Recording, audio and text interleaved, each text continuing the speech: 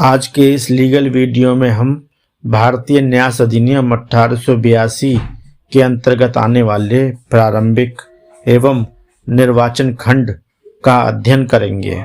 तो चलिए शुरू करते हैं। भारतीय न्यास अधिनियम 1882। भारतीय न्यास अधिनियम को निम्नलिखित शीर्षकों के माध्यम से आसानी से व्यक्त किया जा सकता है। जैसे कि प्रारंभिक, भारतीय न्यास अधिनियम 1882 1 मार्च 1882 से लागू है। अगला है, यह अधिनियम जम्मू कश्मीर राज्य तथा अंडमान तथा निकोबार द्वीप समूह को छोड़कर संपूर्ण भारतवर्ष में लागू है। यह पहले की स्थिति। वर्तमान में 2019 के बाद की स्थिति यह है कि 2019 के अधिनियम 34 की धारा द्वारा जम्मू कश्मीर राज्य को छोड़कर शब्दों को लोप कर दिया गया है, अर्थात वर्तमान में यह अधिनियम जम्मू कश्मीर राज्य पर भी लागू है। अगला है, केंद्र सरकार अधिसूचना जारी करके इसे अंडमान एवं निकोबार द्वीप समूह पर भी लागू कर सकती है या उनके किसी भाग पर लागू कर सकती है। अगला है, इस अधिनियम की कोई भी बात मुस्लिम विधि की वक्फ के नियमों में प्रभाव नहीं डालेगी। अगला है, इस अधिनियम में 9 अध्याय एवं 96 धाराएं हैं तथा अंत में एक अनुसूची भी लगी हुई है। अगला है, इसमें निर्वाचन खंड जो धारा 3 में दिया गया है। भारतीय न्यास अधिनियम 1882 की धारा 3 में निम्नलिखित चीजों का अर्थ बताया गया है। सबसे पहले न्यास, जिसे ट्रस्ट भी कहते हैं। न्यास एक दायित्व है जो संपत्ति के स्वामित्व से जुड़ा रहता है और जिसकी उत्पत्ति उस विश्वास से होती है जो उस संपत्ति के स्वामी द्वारा अन्य किसी व्यक्ति में व्यक्त किया जाता है और उस अन्य व्यक्ति द्वारा स्वीकार किया जाता है तथा यह विश्वास अन्यों के लाभ के लिए या अन्यों या स्वयं के लाभ के लिए व्यक्त या स्वीकार किया जाता है। इसका उदाहरण देख लेते हैं। ए ने बी की कोई संपत्ति सी की शिक्षा के लिए दी। यह दायित्व ए द्वारा बी में विश्वास के अंतर्गत उत्पन्न हुआ है जो बी की स्वीकृति के द्वारा उसके ऊपर अधिरोपित हो जाता है। यह प्राइवेट ट्रस्ट का दृष्टांत है।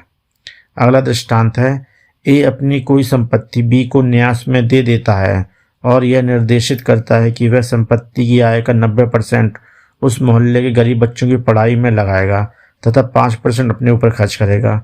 यह पब्लिक ट्रस्ट का दृष्टांत है। अगली परिभाषा है न्यासकर्ता, जिसे सृजनकर्ता ही बोलते हैं।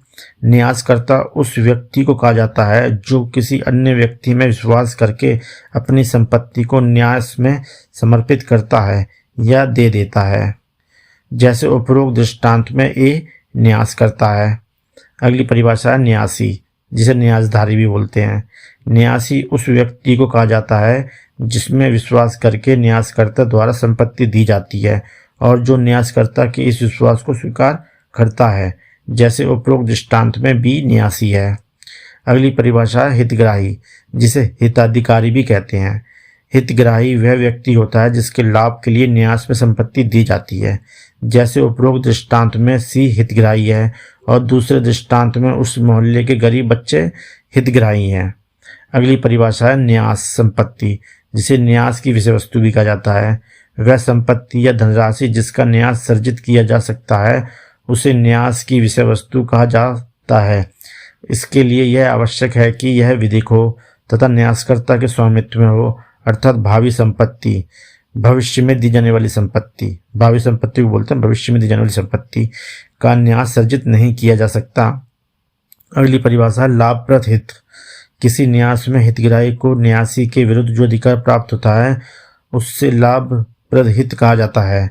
जैसे उपरोक्त प्रथम दृष्टांत में बी सी की न्यास की गई संपत्ति से खर्चे न भेजे तो सी को अधिकार है कि वह बी के विरुद्ध न्यास भंग का मुकदमा दायर कर सकता है। सी के इसी अधिकार को लाभप्रद हित कहा जाता है। अगली परिभाषा न्यास विलेख, जिसे न्यास की लिखत भी कहा जाता है। जिस विलेख के माध्यम से न्यास घोषित अथवा सर्जित किया जाता है उसे न्यास विलेख कहा जाता है। इसी को न्यास की लिखत भी कहते हैं। अगली परिभाषा है न्यास का उल्लेख, जिस प्रयोजन के लिए न्यास सर्जित किया जाता है उसे न्यास का उद्देश्य कहा जाता है। जैसे उपरोक्त प्रथम दृष्टांत में सी की शिक्षा ही न्यास का उद्देश्य है। न्यास के उद्देश्य को भारतीय संविधान अधिनियम की धारा 23 के अनुसार विधिपूर्ण होना चाहिए। जैसे न्यास के उद्देश्य को विधि द्वारा वर्जित नहीं होना चाहिए, किसी की शरीर संपत्ति के क्षतिकारक नहीं होना चाहिए, किसी विधि के किसी उपबंध को विफल करने वाला नहीं होना चाहिए।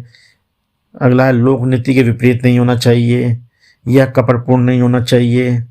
अगली परिभाषा न्यास भंग की। जब न्यासी न्यास के अंतर्गत दिए हुए अपने कर्तव्य को भंग करता है तो उसे न्यास भंग कहा जाता है।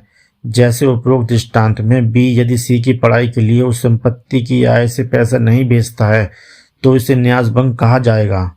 नोट, जो शब्द भारतीय न्यास अधिनियम में परिभाषित नहीं किए गए हैं और संविदा विधि में हैं तो उनका वही अर्थ लगाया जाएगा जो भारतीय संविदा अधिनियम 1872 में दिए गए हैं। साथियों, अगर वीडियो पसंद आया तो लाइक और सब्सक्राइब कीजिए।